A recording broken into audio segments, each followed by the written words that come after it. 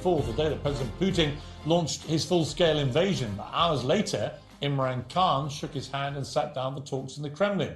How does he justify that? Does he now regret it? I promise you, I had no idea. I arrived the night before. I was only there for one night. Next morning when I wake up, I discover that this Ukraine adventure had started. Now it was, we discussed amongst ourselves. We realized that there was very poor timing.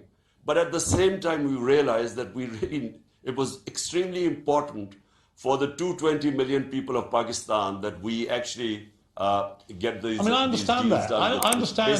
I completely understand that you didn't know before you made the trip. I guess the criticism, which may be legitimate, is that once you knew what he'd done, to then stay there and still go through with the meetings that you had planned, sent the world a message that you were not that upset by what he was doing in Ukraine. Countries like us, who have huge populations, and we have, 100 million people who are vulnerable right now. So we should actually make policies, have relationship with everyone, but make policies that benefit our people. Well, I understand just that. But like what India is doing right now. I understand that, Imran. What I would say back to that is we talked earlier about the higher morality standards in the UK when it comes to holding leaders to account.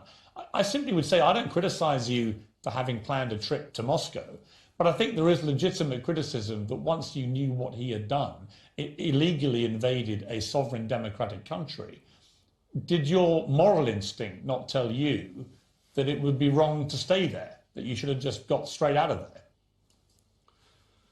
Piers, I am against all military operations. I marched with those 2 million people in London against Iraq war. I constantly was against the Afghanistan war, that there was no military solution.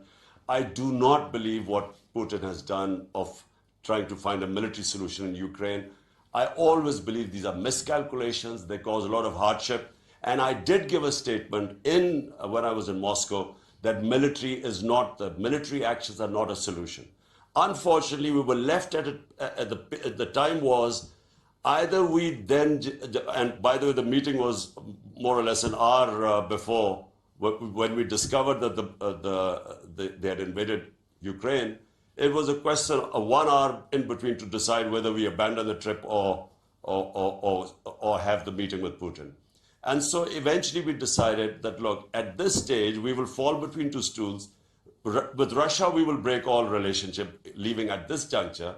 And at the same time, is it going to make any difference if Pakistan decides to sort of condemn Russian invasion by leaving there? Imran, are you in a position now to see what Putin has done in Ukraine and emphatically, publicly denounce it? Any conflict, and especially where you go and any conflict creates bloodshed.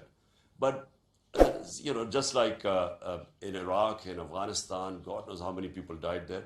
And similarly in Ukraine, going into Ukraine, the sort of what we are saying right now, I'm sure that if President Putin realized what was happening right now, he wouldn't have started this. But do you personally condemn the war in Ukraine now, knowing what you've seen in the last 3 months? Piers, let me just say one thing. I am basically anti-against all operations. So if you want to ask me a question, do I condemn what is happening what happened in Iraq? I thought it was wrong, and I would condemn that. Afghanistan, US going in and then staying. Okay, once they got decimated Al-Qaeda in the first year, what was the purpose of staying there for the next 19 years? So it was a useless war. And yes, if I would advising President Putin, I would not have gone there. And yes, a war that creates bloodshed, and which it is, and collateral damage and civilians, yes. Let me ask you about Afghanistan, because from the moment the Americans led the rather dramatic and chaotic, and many think disastrous, overnight pullout from Afghanistan of its forces, it seems the Taliban have basically wrestled back control of the country at record speed and are now going back to running the country how the Taliban did before, notably with severe oppression of women in Afghanistan. What is your view of that? Because you've been broadly supportive, I think, of the Taliban being able to run the country again, but are you supportive of the way they treat women there? Let the people of Afghanistan decide which way they will go. They're strong people. Afghan women are strong. In my opinion, given a chance, you will see them asserting their rights. But the last thing we should do is try to interfere in people with the Afghan government. They're very proud people. I know from experience that at any hint of outside interference in their any country interfering in their way of life, they're very defensive about it. I want to take you back to the late 70s, the early 80s, to the genteel world of cricket, where you were a champion cricketer, you were a handsome playboy on the British social scene with a number of girlfriends to make all of us jealous. Life was a lot easier for you then, a lot more fun, a lot more carefree.